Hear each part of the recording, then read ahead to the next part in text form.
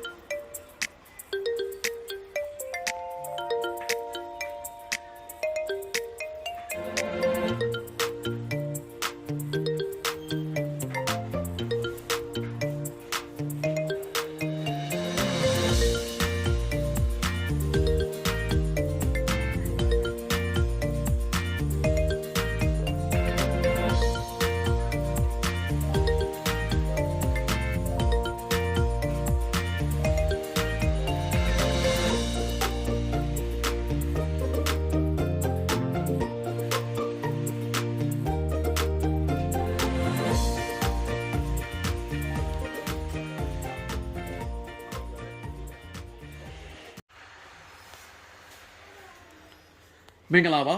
အခုကျွန်တော်စီမှာ Japan brand chef နှစ်ကန်ရှော့ဆက်တွေပစ္စည်းရောက်တယ်ဒီနှစ်ကန်ရှော့ဆက်ကတော့သူက 10kg ပမာဏအသုံးပြုလို့ရမှာဖြစ်ပါတယ်သူဒီမှာရေးထားတယ်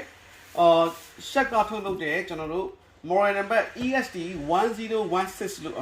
Moral number ရတယ်ပြီးသွားရင်ကျွန်တော် 10kg ကျွန်တော်တို့ရှော့လို့ရတယ်ပေါ့နော်ဆိုတော့ဒီ weight shot ဆက်အကြောင်းလေးကျွန်တော်နည်းနည်းပြပြပေးမယ်ဒီ weight shot ဆက်နှစ်ကန်ကတော့ဘယ်လိုလူတွေအသုံးများလဲဆိုလို့ရှိရင်ကျွန်တော်အိမ်မှာ fresher ပတ်နေမတက်ထားဘူးကျွန်တော်အဝတ်ကို manual ပဲသုံးချင်တဲ့လူတွေအတွက်လွယ်လေးတစ်ခုသုံးချင်တဲ့လူတွေအတွက်ကျွန်တော်တို့အသုံးပြုတဲ့အဝတ် shot တစ်ခုဖြစ်ပါတယ်ဒါကိုကျွန်တော်တို့က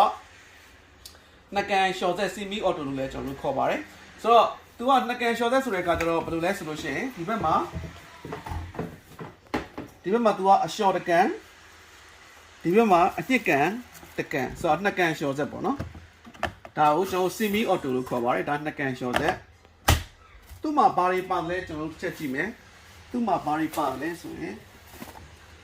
အဝိရှော့ဆက်ကကတ်လောက်တွေပါမယ်ပြီးသွားရင်အာမကန်ကတ်ပါမယ်เนาะဆိုအာမကန်ကသူကဒီမှာဘယ်လိုရေးထားသလဲ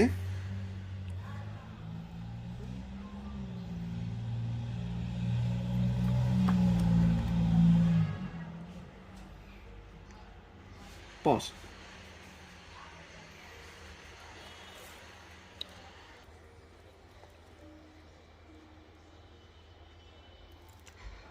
ပစ္စည်းရဲ့ကျွန်တော်တို့ဒီကုမ္ပဏီကပေးထားတဲ့အာမခံအနေနဲ့ကသူဒီမှာရေးထားတယ်အာမခံကျွန်တော်တို့ဒီ randy ကတော့သူက2 year ဒါပေမဲ့သူက special randy ဆိုပြီးတော့သူကဒီမှာဇယားကွက်ကလေးနဲ့ပေးထားတယ်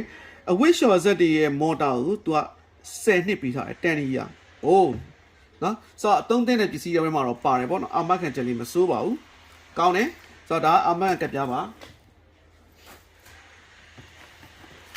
နောက်ရေသွင်းပိုက်ပါမယ်ကျွန်တော်တို့ရိုးဘုံမိုင်နဲ့ကျွန်တော်တို့ရေသွင်းနေတယ်ဆိုလို့ရှိရင်ဒီမှာဘုံမိုင်ထိုးပြီးတော့ဒီမှာရေသွင်းပေါက်ဒီဘက်မှာကျွန်တော်တို့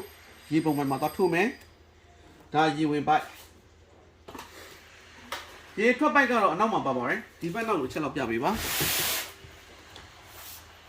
ဒါကတော့ကျွန်တော်တို့ရေထွက်ပိုက်ပါရေထွက်ပိုက်ကိုကျွန်တော်တို့ဒီမှာချမယ်ပေါ့နော်ဒီဘက်ညှစ်တဲ့ဘက်မှာဆိုလို့ရှိရင်ကျွန်တော်တို့ဒီဘက်ကရှော့ပြီးသားအဝတ်တွေကို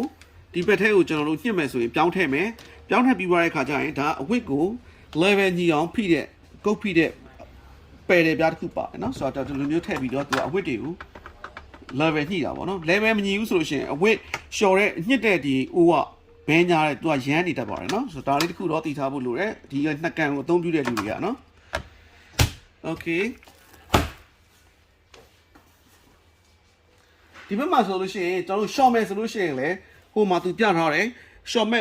ရှော့ပြီးသွားတဲ့ချိန်တိုင်းမှာဒီ filter လေးကိုဖြုတ်ပြီးတော့တန်ရှင်းလုပ်ပေးရမယ်ဖြုတ်တဲ့ခါကျရင်လွယ်ကူတယ်ဒါလေးကိုဒီမှာလက်မနဲ့ဖိပြီးတော့ဒီလိုဆွဲထုတ်လိုက်အောင်မယ်နော်ပြီးသွားရင်ဒီစကားလေးကိုဖြုတ်ဆေးပေးပါဒီဘက်မှာအတက်ကလေးပါတယ်ပြန်တက်မယ်ဆိုရင်လည်းလွယ်ကူတယ်ဒီတက်ကလေးကိုကျွန်တော်တို့ဒီအောက်မှာသူ့အတက်လေးဝင်တဲ့နေရာလေးရှိရယ်ပြီးရင်လက်လေးနဲ့ဖိပြီးပြန်ထည့်လိုက်ပါဒါလေးကတော့အမြဲတမ်းဖြုတ်ပြီးတန်ရှင်းလုပ်ဖို့လိုပါတယ်ခင်ဗျာနောက်ပြီးတော့ရင်ဒီမှာဆိုလို့ရှိရင်လည်းရေဝင်ဘာကို तू ကရှော်တဲ့ကန်ထဲကိုရေထည့်မလားညှစ်တဲ့ကန်ထဲကိုရေထည့်မလားဆိုပြီးတော့ तू ကနှစ်မျိုးပေးထားတယ်ဒီဘက်ကိုပြောင်းထားတယ်ဆိုလို့ရှိရင်ကျွန်တော်တို့ဒီအပေါ်မှာရေဝင်ပိုက်ကကျွန်တော်တို့ဒီထဲကိုရေဝင်မယ်เนาะဒီရှော်တဲ့ကန်ထဲကိုရေဝင်မယ်တကယ်လို့များကျွန်တော်တို့ကဒီဘက်ကိုပြောင်းလိုက်မယ်ဆိုလို့ရှိရင်ကျွန်တော်တို့ဒီဘက်ကညှစ်တဲ့ကန်ထဲကိုရေဝင်မှာဖြစ်ပါတယ်တချို့ကကြတော့ကျွန်တော်ညှစ်တဲ့အချိန်ကြလို့ရှိရင်လည်းစက်ပြာရည်တွေစင်အောင်လို့ကျွန်တော်တို့ရေဖြန်းပြီးတော့ညှစ်ကြတယ်ပေါ့เนาะဆိုတော့ဒီအတွက်ကို तू ကရှော်တဲ့ကန်အောင်ညှစ်တဲ့ကန်အောင်နှစ်မျိုးလုံးကို तू adjust လုပ်လို့ရအောင်ဒီမှာခလုတ်ကလေးဘယ်ညာပေးထားတယ်ရေဘားကိုဘယ်ညာလွှဲဖို့အတွက်เนาะဒီဘက်ဆိုလို့ရှိရင်လည်းရှော်မယ်ဆိုလို့ရှိရင်လည်းအင်မတန်လွယ်ကူရယ်ဒါဆိုရင်ရှော်မဲ့တိုင်မှာဆိုလို့ရှိရင်လေကျွန်တော်တို့ဒီ35မိနစ်40လောက်ထိ तू ပါတယ်ဆိုတော့ကြိုက်တယ်လို့အသုံးပြုလို့ရတယ်เนาะရှော်တဲ့တိုင်မှာဆိုလို့ရှိရင်လည်းကျွန်တော်တို့ဒီပေါ်မှာ short speed ဆိုလို့ရှိရင်နှစ်မျိုးပြောင်းလဲလို့ရတယ်ဒီမှာထားမယ်ဆိုရင် normal ဒီဘက်ဆိုရင် gentle ဆိုလို့ရှိရင်တော့ကျွန်တော်တို့ထူထဲတဲ့အဝတ်စားတွေကျွန်တော်တို့စောင်းတွေဂျင်းမောင်းမီတွေရှော်မယ်ဆိုရင်တော့ gentle နဲ့ရှော်ပါဒီဘက်ဆိုရင်တော့ normal ပေါ့နော်ဆိုတော့ဒါအဝတ်စားတွေအကုန်လုံးအသုံးပြုလို့ရတယ်ဒီဘက်ကတော့ကျွန်တော်တို့ short တဲ့တိုင်မှာပေါ့မိမိဘလောက်တိုင်မှာကို short ခြင်းတယ်လဲဒီမှာတိုင်မှာပေးလို့ရတယ်နော်သူကဒီတိုင်မှာက short နေသမျှကာလမှာကျွန်တော်တို့အချိန်ရှော်နေနဲ့အချိန်ကြာလာပြီဆိုရင်ဒီမာကာလေးကဖြည်းဖြည်းလဲသွားမယ်လဲသွားပြီးတော့သဘောတရားတော့ဒီ off ကိုရောက်မယ်ဆိုရင်သူ့ဘာသူ auto ရက်သွားလိမ့်မယ်เนาะဒါဆိုရက်သွားပြီဒီဘက်မှာကျတော့ကျွန်တော်တို့ရှော်ပြီးသားရေတွေကိုစက်ပြာရည်တွေဖောက်ချမယ်ဆိုရင်ရေဖောက်ချတဲ့ခလုတ်ဖြစ်တယ်သူကတော့ဒီဘက် drain ကိုပြောင်းလို့ရှိရင် drain ကိုပြောင်းလိုက်တာနဲ့ဒီဘက်ရှော်တဲ့ကန်တွေကညစ်ပတ်တဲ့ရေတွေကကျွန်တော်တို့အောက်ကိုပေါက်ကျသွားမှာဖြစ်ပါတယ်ဒါ drain မှာဒီ drain မှာထားပြီးတော့ရှော်လို့တော့မရဘူးရှော့မယ်ဆိုရင်ဒီကိုပြန်ပြောင်းပေးရမယ်နော်လွယ်ပါတယ်ဒီဘက်ကကျတော့ညှစ်တဲ့တိုင်မှာဖြစ်တယ်10မိနစ်ကနေ5မိနစ်ထိသူတိုင်မှာပေးထားတယ်ဆိုတော့ဒီညှစ်တဲ့တိုင်မှာဆိုလို့ရှိရင်လည်းကျွန်တော်တို့အခု10မိနစ်ပေးလိုက်တာနဲ့အထဲထဲမှာညှစ်နေပြီဒါပေမဲ့ဒီဟာတွေမှာ safety ရှိတာကဘာလဲဆိုလို့ရှိရင်ကျွန်တော်တို့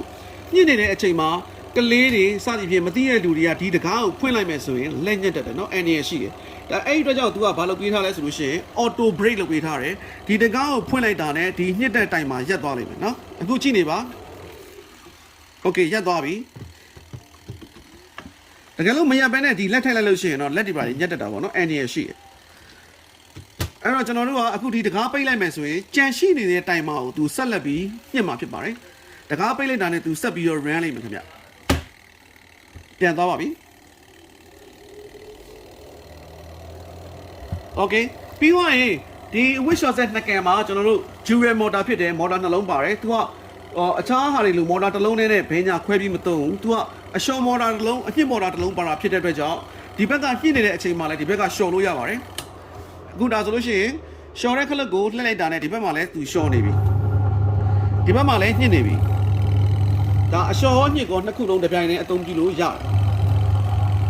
်ဒါကတော့ Chef brand kg က 10kg ဖြစ်ပါတယ်သူ့ရဲ့ကျွန်တော်တို့အလျားအနံလေးကိုအတိုင်းအတာလေးကိုကျွန်တော်အပေါ်ကဗီဒီယိုလေးမှာကျွန်တော်ရေးပြပေးထားပါတယ်ဒီအပေါ်ကဗီဒီယိုလေးမှာကျွန်တော်သူ့ရဲ့ပေအတိုင်းအတာလေးရေးပေးထားတယ်လူချင်းမင်းတို့ရဲ့ဒီကျွန်တော်တို့ wish shot တဲ့ set ကိုထားမဲ့နေရာ area လေးသိရအောင်လို့ပါခင်ဗျာအတိုင်းအတာလေးကျွန်တော်ဖော်ပြပေးထားပါတယ်သူ့ရဲ့ဈေးနှုန်းကတော့ကျွန်တော်တို့ပစ္စည်းဝင်ရောက်တာကတော့အင်မတန်နည်းတယ်ဈေးနှုန်းကတော့သူ့ရဲ့ normal price ကတော့ကျွန်တော်တို့3,300ရှိတယ်အခုကျွန်တော်ပစ္စည်းဝင်တဲ့အချိန်မှာတော့ကျွန်တော်ချရောက်မဲ့ဈေးက3,500ဖြစ်ပါတယ်3,500ပါဒါကတော့ဂျပန် brand shag ရဲ့ကျွန်တော်တို့ 10kg နှစ်ကန် wish shot ဆယ် Simi auto wish shot ဆယ်ဖြစ်ပါတယ်ခင်ဗျာ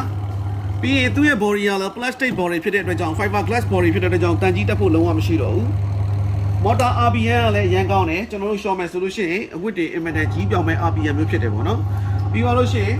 အတွင်းထဲကိုထိုးပေါက်မြင်နိုင်တဲ့တကားမျိုးတွေသုံးပေးထားတယ်ထဲထဲကိုလှမ်းမြင်နေရတယ်နော်ဒါကတော့ shed နှစ်ကန်အဝတ် short ဆက်ပါခင်ဗျာပစ္စည်းရောက်ပါတယ်ဈေးနှုန်းကကျွန်တော်အခုဖြန့်ဖြူရောင်းချပေးမဲ့ဈေးနှုန်းကတော့3,500ပါ လက်ကားလိုချင်သူများလည်းဆက်သွယ်လို့ရပါတယ်ကျွန်တော်အရေးအတွက်နည်းနည်းများမယ်ဆိုရင်ဈေးအနည်းငယ်ပြုပြင်ပေးပါမယ်ခင်ဗျာတစ်လုံးချင်းရောက်မယ်ဈေးက3,500ပါကုမ္ပဏီပစ္စည်းအစစ်မှန်ဖြစ်ပါတယ်ရှက်ကုမ္ပဏီပစ္စည်းအစစ်မှန်ဖြစ်တယ်သူရဲ့ official ကုမ္ပဏီ randy ကလည်းပါမှာဖြစ်ပါတယ်ခင်ဗျာဗီဒီယိုလေးပြီးဆုံးအောင်ကြည့်ပြီးလို့လည်းအားလုံးကိုကျေးဇူးတင်ပါတယ်လုံအပ်မယ်ဆိုလို့ရှိရင်တော့ကျွန်တော်တို့ဆက်သွယ်ပေးပါခင်ဗျာကျွန်တော်တို့အပေါ်မှာပေါ်ထားတဲ့ဖုန်းနံပါတ်တွေကျွန်တော်တို့ဆိုင်ကိုလူကိုယ်တိုင်နဲ့လာဝယ်လို့ရသလိုကျွန်တော်တို့ဖုန်းနံပါတ်နဲ့ဆက်သွယ်ပြီးမှာလို့လည်းရပါတယ်ကျွန်တော်တို့ရန်ကုန်မြို့တွင်းအိမ်ရောက် delivery ငွေချေစနစ်ရှိပါတယ်ခင်ဗျာ delivery ကတော့အနေငယ်ကုန်ကြနိုင်တယ်အထက်မြင့်နေဆိုလို့ရှိရင်တော့တစ်လောက်1000အလုပ်သမားကကြားတင်မှာဖြစ်ပါတယ်ခင်ဗျာကျေးဇူးတင်ပါတယ်ခင်ဗျာ